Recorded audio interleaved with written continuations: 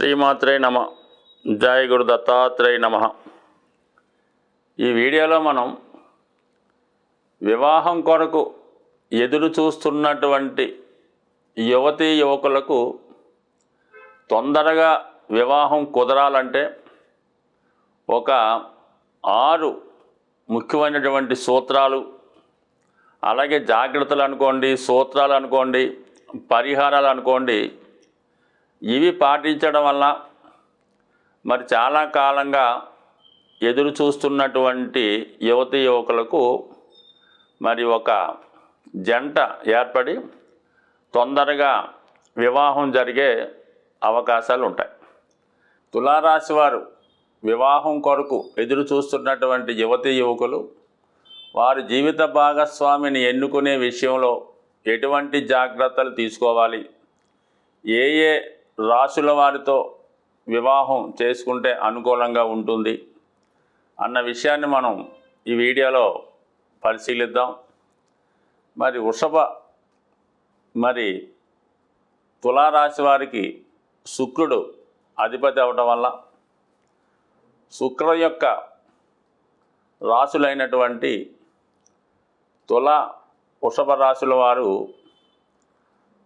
ఈ ఎస్పెషల్లీ మళ్ళీ చెప్తానండి, కొద్దిగా కంటిన్యూ దెబ్బతిన్నా, మళ్ళీ చెప్దాం, కంటిన్యూ చేస్తానులే, ఫస్ట్ చెప్తా. శ్రీమాత్రే నమ. జయ గురు దత్తాత్రేయ నమ. ఈ వీడియోలో మనం తులారాశి వారు వారి జీవిత భాగస్వామిని ఎన్నుకునే విషయంలో ఎటువంటి జాగ్రత్తలు తీసుకోవాలి, ఏ రాశుల వారితో వివాహం నిర్ణయం చేస్తే బాగుంటుంది అన్న విషయాన్ని మనం ఈ వీడియోలో పరిశీలిద్దాం. సాధారణంగా తులారాశి వారు రాశ్యాధిపతి శుక్రుడు అవ్వటం వల్ల చాలా వరకు ఈ రాశిలో జన్మించిన వారు సెలబ్రిటీ హోదా కలిగి ఉంటారు. అంటే చాలామంది ఈ రాశిలో జన్మించిన వారికి ఎవరో ఒకరు జీవిత ప్రారంభం నుంచి కూడా ఏదో విధంగా వివాహం కొరకు ప్రపోజల్ చేస్తూ ఉంటారు. ముఖ్యంగా ఎస్పెషల్లీ ఈ రాశిలో జన్మించిన అమ్మాయిలకి ఇటువంటి ఇబ్బందులు, అంటే ఇబ్బందులు అనుకోకూడదు కానీ ఒక విధంగా మేము వివాహం చేసుకుంటాం అన్నది ఇంచుమించుగా వీరికి యుక్త వయసు వచ్చిన దగ్గర నుంచి కూడా ఈ విధంగా ఎవరో ఒకరు ప్రపోజ్ చేస్తూ ఉంటారు. కామన్గా వీళ్ళు తిరస్కరిస్తూనే ఉంటారు. సాధారణంగా వీళ్ళకి అటువంటి ఉద్దేశం ఉండదు కాబట్టి ఆ విధంగా ఉంటారు. అయితే ఖచ్చితంగా ఈ రాశిలో జన్మించినటువంటి అమ్మాయిలు మీద పెద్దవారి యొక్క పరిరక్షణ ఉండడం మంచిది. చిన్నతనంతోనే తొందరగానే వీళ్ళకి వివాహం జరిగే యోగం ఉంటుంది. ఎందుకంటే ఈ రాశికి శుక్రుడు అధిపతి, మరి సప్తమ రాశి మేషరాశి అవ్వటం వల్ల చాలా వరకు ఎర్లీ ఏజ్లోనే వివాహం జరిగే అవకాశం ఉంది. బట్ వివాహ విషయంలో ఈ రాశి వారికి ముఖ్యంగా తులారాశిలో జన్మించిన అమ్మాయిలకు కానీ అబ్బాయిలకు కానీ ధనుస్సు, మీన రాశుల్లో జన్మించిన అబ్బాయిలతో వివాహం చేయడం అన్నది చాలా వరకు అనుకూలత కాదు. అంటే ముఖ్యంగా ఏంటంటే రాశ్యాధిపతి శుక్రుడికి గురువు శత్రుగ్రహం అవుతూ ఉంటాడు.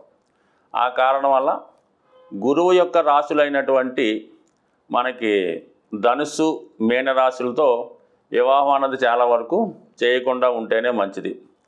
అయితే మళ్ళా వృశ్చిక, మేషరాశి వారు అంటే ఒకరికొకరికి సమసప్తక స్థితి ఏర్పడుతుంది కాబట్టి ఈ తులారాశిలో జన్మించిన వారు వృశ్చిక రాశి వారితోనూ మేషరాశి వారితో కూడా వివాహానికి అనుకూలంగా ఉంటుంది. సో ఓకే, వీళ్ళకి బాగా అనుకూలించేది మిథున రాశి నెంబర్ 1గా ఉంటుంది. అలాగే తులారాశి అనుకూలంగా ఉంటుంది. అంటే ఈ తులారాశి, మిథున రాశి, కుంభరాశి వాయుతత్వ రాశులు అవ్వటం వల్ల వీళ్ళు ఎక్కువగా జీవితంలో తొందరగా సెటిల్ అవుతూ ఎక్కువగా ఒకే ఆలోచనలు, ఒకే అభిప్రాయాలు కలిగి ఉంటారన్నమాట. ఎక్కువగా ప్రస్తుతం అయితే మరి ఎక్కువగా ఈ మీడియా రంగంలోనూ అలాగే సాఫ్ట్వేర్ రంగంలోనూ తొందరగా ఈజీగా ధనం సంపాదించడం, ఎక్కువ ధనం సంపాదించే వాళ్ళు వీళ్ళు ఉంటారు. కాబట్టి పరస్పరం ఈ 3 రాశుల వారు అంటే మనకి ప్రస్తుతం మనం తులారాశి అనుకుంటున్నాం కాబట్టి వీళ్ళకి మిథున రాశితో అయినా కుంభరాశితో అయినా వివాహం చాలా అద్భుతంగా ఉండే అవకాశం ఉంటుంది. అయితే ఇంకొక ముఖ్యమైన జాగ్రత్త తీసుకోవాల్సింది ఏంటంటే మరి ఈ రాశి వారికి సింహరాశి బాధక రాశి అవుతుంది. అందువలన ఈ రాశి వారికి సింహరాశిలో జన్మించినటువంటి వారితో వివాహం కానీ, అలాగే రవి సంబంధించిన నక్షత్రాలు మరి కృత్తిక,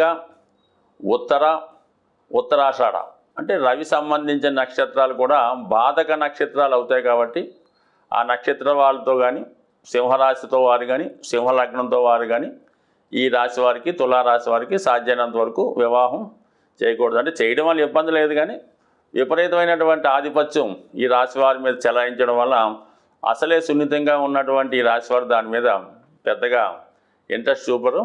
ఆ వివాహ బంధం పెద్ద సక్సెస్ఫుల్గా అయ్యే అవకాశం ఉండదు.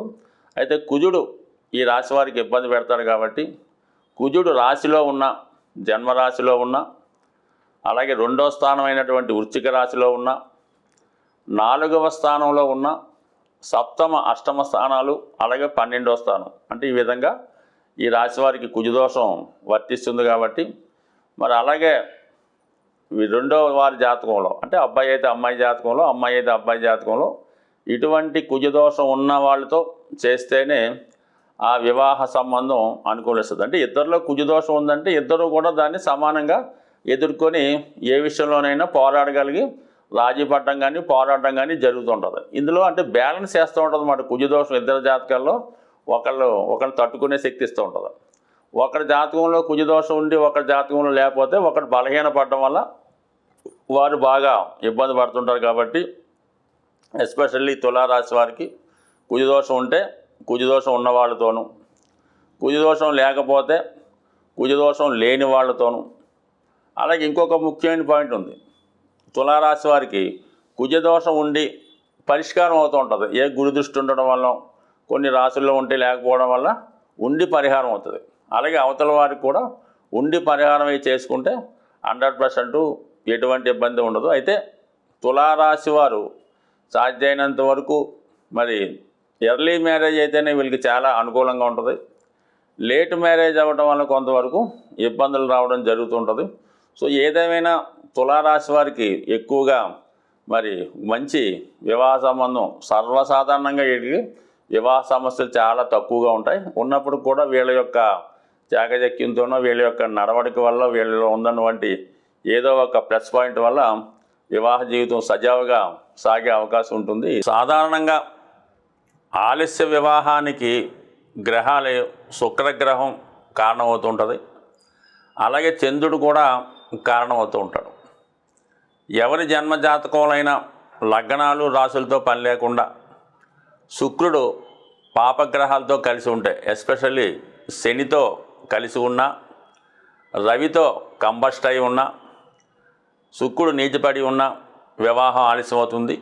అలాగే శని చంద్రుడు కలిసి ఉన్నా, చంద్రుడిపై శని దృష్టి ఉన్నా వివాహ విషయంలో ఆలస్యాలు జరుగుతూ ఉంటాయి. మరి వివాహ పీఠిక మీద రాశి చక్రం పరిశీలించినప్పుడు వివాహం కుజుని ద్వారా ఆలస్యం అవుతుంది అనుకుంటే కుజుడే వివాహం చేయవలసి ఉంటుందన్నమాట. అందుకని ఎక్కువగా దానికి ప్రాధాన్యత ఇవ్వడం జరుగుతూ ఉంటుంది. మరి కుజుడు వివాహాన్ని తొందరగా ఇవ్వలేకపోతున్నాడు, ఏదో కారణాల వల్ల ఆలస్యం అవుతుందంటే కుజగ్రహానికి పరిహారం చేసుకోవాలనుకుంటే సులభమైనటువంటి ఏకైక మార్గం ఆంజనేయ స్వామి. ఆంజనేయ స్వామి ఆలయంలో ఒక 8 మంగళవారాలు మరి ఆంజనేయ స్వామికి తమలపాకులు సింధూరంతో అభిషేకం, పూజ నిర్వహిస్తూ మరి పసుపు రంగుతో కూడుకున్నటువంటి అరటిపళ్ళు మరి ఒక 18 కానీ 41 కానీ అరటిపళ్ళు నైవేద్యంగా పెట్టడం, దానివల్ల తొందరగా వివాహం కుదిరే అవకాశం ఉంది.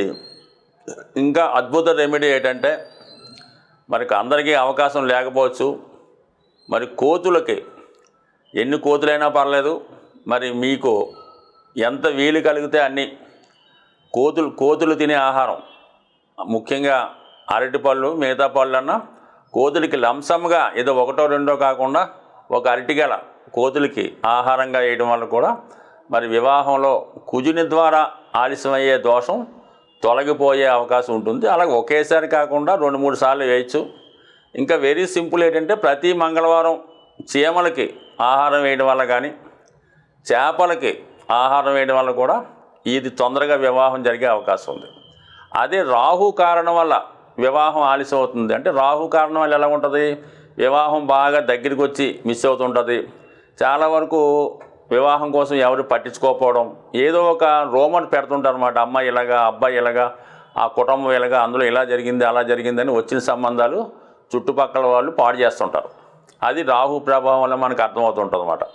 అప్పుడు ఏం చేయాలంటే, మరి రాహుగ్రహ దోష నివారణం కనకదుర్గ అమ్మవారికి ఒక 8 శుక్రవారాలు కుంకుమార్చన చేస్తూ ఆకుపచ్చ రంగుతో కూడుకున్నటువంటి నిమ్మకాయల దండ ఏదో ఒక శుక్రవారం వేయటం వల్ల, ప్రతిరోజు దుర్గా అష్టాత్తర పారాయణ వల్ల ఇతరుల నుండి వచ్చే నెగిటివ్ ఎనర్జీ దోషం నరఘోష తగ్గి వివాహం తొందరగా జరిగే అవకాశం ఉంది.